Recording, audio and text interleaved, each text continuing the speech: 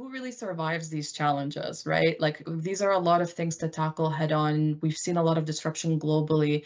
What we see is it's really, again, as simple as it can be. So it's survival of the fittest. And that really means those who have a very resilient supply chain network. Now, despite that, research is showing through a study conducted by Gartner that only 20% of supply organizations actually believe they have a highly resilient network. Now, despite that, I know the statistic might seem a bit looming or anxiety inducing.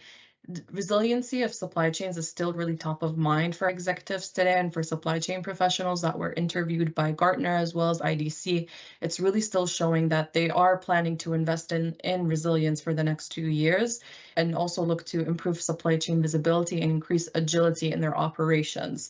So this is really what we're seeing as top of mind coming from customers to us at Microsoft or advisors like Gestisoft as well.